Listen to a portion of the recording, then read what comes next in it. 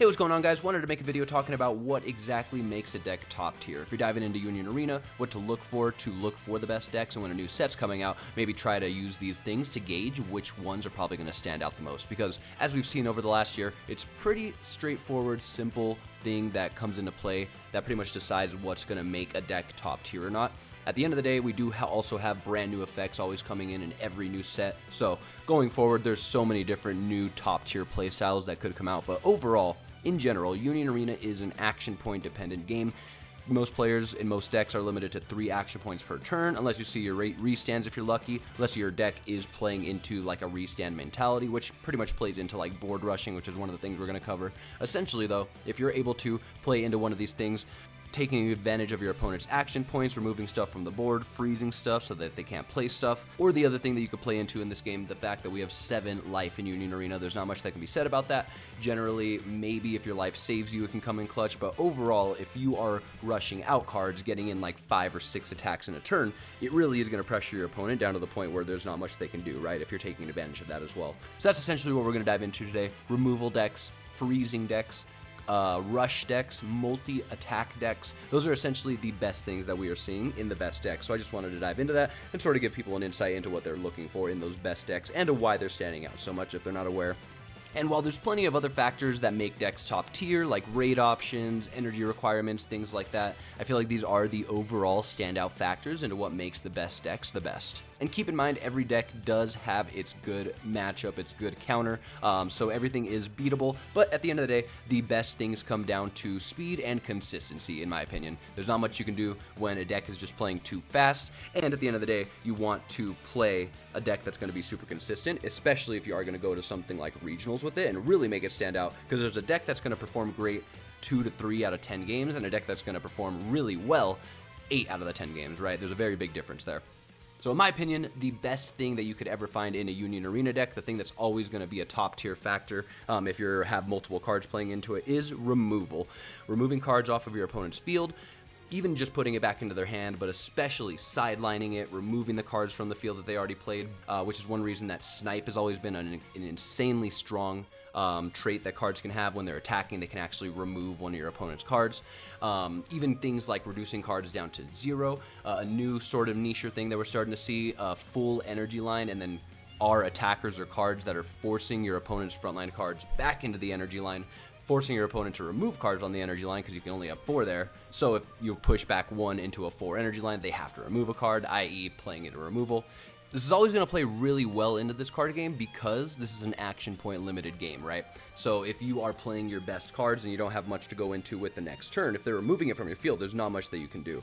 On top of that, if they're removing too much from your field, even if you do have cards to play the next turn, you're limited on what you are actually allowed to play. And again, on top of that, if they're sending it back to your hand, that's one thing because you can play it the next turn. But if they're actually removing it from the game, putting it into your sideline, putting it onto the bottom of your deck, you're never going to see it again. So obviously that's going to always be an insanely strong factor in this card game, which is one reason why every single deck has a special trigger event card, one that's also limited to 4 of in every deck. So these decks that are also removing stuff on their character cards, on other event cards, end up standing out a lot more than others, I feel like, especially character cards that remove, because again, this is an action point game. Most of the time, usually, unless your whole play style is taking advantage of action points and using them to your advantage to get other plays out, most of the time the traditional deck is playing out one body, playing out one card for an action point usually.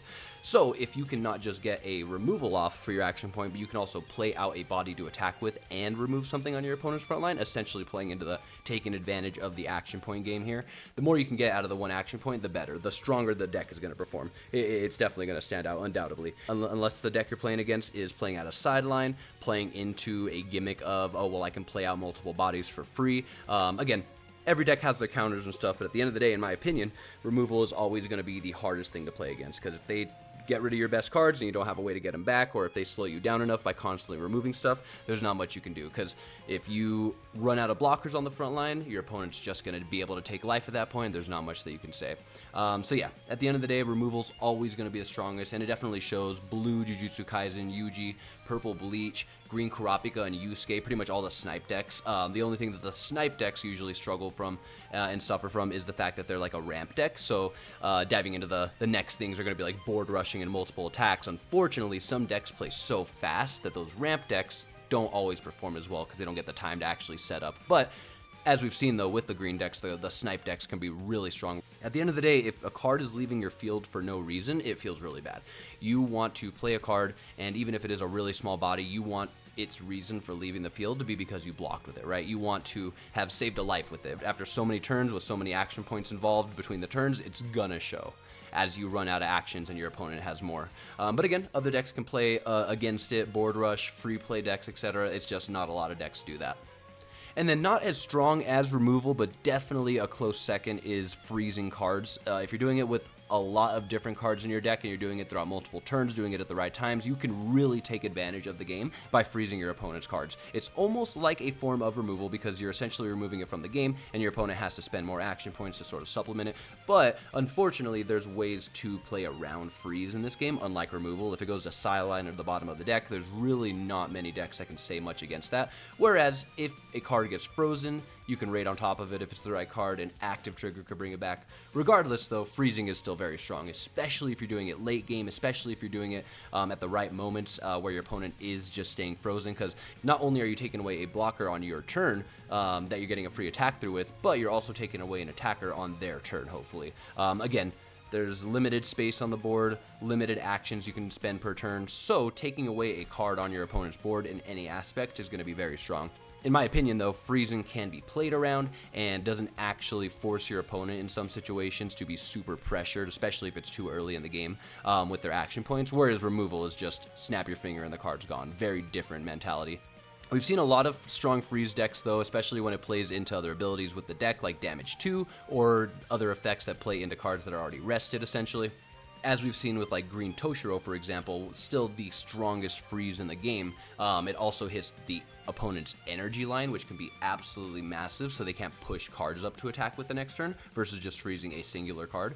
Can be very, very strong, allowing you, again, to get multiple attacks in. If they have a giant card, a big card on the field that was going to initially block, now it's not a problem anymore. Again, it just feel like there is points in the game where it isn't going to be as effective as just removing a card. But if it's endgame and you're swinging for victory at that point, freezing is fantastic, right? But yeah, some of the best freezing decks that we've seen that come to mind are like the Green Toshiro deck, the yellow Bleach deck, the Bambi's deck, which actually one of the reasons it's so strong with its freezing is because it can also play into removing those cards, which is really good. The Mina deck that we just got recently is a very, very strong combination of freezing with energy line attacking, so I feel like that's also another thing you're going to see with freezing as well. It's a very strong ability that decks are playing into. Usually, they are playing into another thing alongside with it to make it strong, like removal or extra attacks and things like that. But there are some decks that are heavily focused on freezing and can be an extremely strong playstyle, because there's not much you can do in some situations. And then one of the most annoying, best, but also most inconsistent playstyles, but it does work and it does win games, is board rushing. So as we were saying earlier, generally, one action point usually equals one card on the field, one character played, one event card. But there are definitely plenty of decks out there that are taking advantage of this game rule, and they're getting extra bodies out for free. Even if the punishment is they have to go back to your hand the next turn, or they can't attack, or they can't block or something, or if they're really small bodies, it doesn't matter when you're playing out 4 to 5 characters even that can all get attacks in so early in the game that your opponent hasn't even set up blockers. And this can also be a really strong playstyle for multiple reasons. Your opponent doesn't have blockers, obviously, because they're not playing out cards as fast as you. If they don't have blockers on the front line yet, and you're getting off multiple attacks, triggers like active triggers are not going to be strong. They're not going to do anything. There's not going to be characters to target on your opponent's front line. On top of that, if you're playing against a deck that's trying to ramp up its energy, even if it is a deck that's just playing normally and they've only gotten 3 energy so far, they're not going to usually have enough energy to raid from life yet. So there's so many different reasons why board rushing just plays so well. This also does feel like a game where it can feel really bad trying to like come back at times, trying to climb uphill. If your opponent did play fast enough and they've already taken 4 to 5 life, because it is possible, and you've only taken one, maybe, it can feel really bad, because now it's just a momentum game, right? Now your opponent just needs to pick at your life, take 1 life per turn while they give you 2 or whatever, and depending on how life goes at that point, because that's the other factor in all this is RNG, right? What triggers are you going to get? Are they going to help you? But at the end of the day, if you're playing a deck like Red Cadet Rush, for example, where the entire playstyle of the deck is to try to high roll into literally 5 attacks by its 3rd or 4th turn, there's really not many decks that can say anything against that. It's just at that point you're playing into a high roll, you're not going to have consistent games. There's definitely going to be some games where you don't play fast enough and you kind of run out of steam, or you don't pick up the steam, or you play too fast and your opponent's life is actually pretty solid, they get really lucky, or you're going up against an unfortunate matchup, whatever it may be, you sort of run out of steam, and those decks that do play really fast don't have a really strong late game. Again, granted, if they do play fast enough, all they need to do is survive and pick at your life at that point, which is very possible. But yeah, very high roll, sort of inconsistent decks, but at the same time, there's not much you can do when a deck is just playing too fast and they're just taking your life. Decks like the Red Cadet Rush, like I was saying, Red Speedo Sound Sonic is one, I believe, as well, and I think he plays out a sideline too. There's a lot of decks out there where, yeah, if you're seeing things that say play multiple bodies out for 1 action point, or even better, play them set to active, because that's a whole nother conversation, right? Why raiding is so strong in this game versus decks that don't have good raid targets. Playing cards set to active that turn if they're not raids is just a crazy thing to have, and that's usually what these board rush decks have. They have cards that are not raids that can be played out set to active, because most cards, if you don't know, are played set to rested in this game. And then very similar to board rushing, but also sort of in its own play style, I feel like, is multi-attacking, going in with double attackers, having extra attackers from the energy line. I feel like these decks usually are not as fast as like a board rush deck, but usually do still play very fast compared to most. And again, just getting in more than the traditional 4 attacks per turn. In Union Arena, generally a deck is limited to 4 cards on the front line, which usually plays out to 4 attacks per turn. But there's some cards that have double attack, which allows that character to attack twice. There's a lot of decks that play into restand one of your characters that already attacked, maybe, so that you're getting in an extra attack out of them, or swapping characters from the energy line, or a new one we're starting to see, attacking literally from the energy line. So you'll have your traditional 4 attacks that you get off on the front line, and then you have an entire extra 5th or 6th card on the energy line that gets an attack as well. Again, playing into this mentality of, all right, you have 4 blockers, which is the tradition, but I have 6 attackers, so I'm getting attacks through. And again, can sort of play into the whole sort of picking at your opponent's life. There's not much you can do when you're having this great game, playing defensively. You got your opponent down to 1 life, you have 4 blockers, but they have more attackers than you have life. It's simple as that, right? They have 6 attacks coming in, you have 4 blockers and 1 life, so there's not much you can do except just give them the life, even though you're blocking everything. That's what a lot of these games come down to, right? If you come down to 1 life, it's kind of over, because if these decks have a way to get 1 more attack than you have blockers, there's just not much you can say about it. So that's where these multi-attack decks really thrive. It doesn't matter what your opponent has on the field, they are getting off what they're getting off. And then that's another thing with these multi-attack decks is, while the board rush decks are trying to sort of play out cards faster than your opponent can even play cards to defend with, the multi-attack decks are, at least when they're playing into the long game, hitting this point in the game where your opponent is too low on life and they have to remove cards on their front line in order to block, since you have so many attacks coming in. Really, really interesting different sort of mentalities and playstyles, but still both very strong, very pressure. And again, I feel like the multi-attack decks usually have more consistency, even if they aren't as fast and low cost as like the rush decks, i.e. like Yellow Tanjiro Nezuko, where you can swap from energy line. Blue Sao, also an energy line swapper with double attack. That deck can be crazy. The Yellow Mina deck, again, a newer one that we got, where she can literally play herself on the energy line as a 5th attacker, or Purple Saito, the one we got before that, Hajime Saito from Kenshin, where he's an energy line impact snipe. So again, you're going to see a lot of the things we're talking about in this video mixed between decks, but these key things that you'll find within each deck are where they thrive, where these top tier decks thrive. So yeah, I mean, if you're mixing removal with board rush with multi-attack somehow, which I'm not gonna lie, Hajime Saito kind of does. He kind of does board rush by getting a lot of cards set to active while energy generating fantastic, while also getting energy line attackers with snipe for removal. There's a reason these decks are top tier, and I feel like when these factors all play in together, that's when they really start to show off and thrive.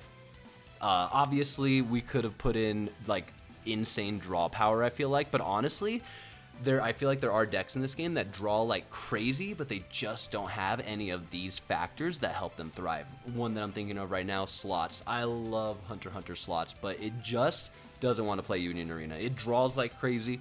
It doesn't really board rush necessarily. Volume 2 is getting there, but at the end of the day, like, it can draw as much as it wants, but it's not multi-attacking. It's not taking advantage of free plays. It's not board rushing. It's a fun deck. It's a good deck, but I feel like it's gonna lose because even though it's drawing like crazy, it's not taking advantage of any of these really key factors in Union Arena. So yeah, just keep that in mind. While drawing is an amazing mechanic in most card games, in all card games, you always want to draw as much as possible. These are some of the best things that you want to look for in the best Union Arena decks for sure. And then there are definitely plenty of other key things that other decks are doing to stand out and look great. These are the overall consistently best things I'm seeing in the top tier decks. So I just wanted to make a video sort of pointing it out, especially if you are diving into Union Arena, looking for what decks to play, but which decks you might want to dive into to start with, and you know what to keep your eye out for in future sets when you want to decide which deck you're going to play and which ones you might think will perform the best. And again, don't be surprised with Union Arena and the crazy text that we see, the new types of effects and playstyles we see coming out with future sets. There's no telling what the new types of best playstyles are going to be, or which of these playstyles are going to get shut down because of new mechanics coming out. We have no idea. But yeah, overall, if you're looking for a top tier deck in Union Arena, you definitely want to shoot for at least one of these factors roaming in those decks. But yeah, hopefully you guys enjoyed. Appreciate you getting this far. Hopefully this was informative and sort of helps you guys gauge what decks you kind of want to dive into next potentially, and which decks are going to stand out in future sets. And again, take this with a grain of salt, because who knows what 2026 holds as far as brand new types of playstyles and new decks we're going to see. But yeah, appreciate you guys watching, and I'll catch you in the next one. Peace.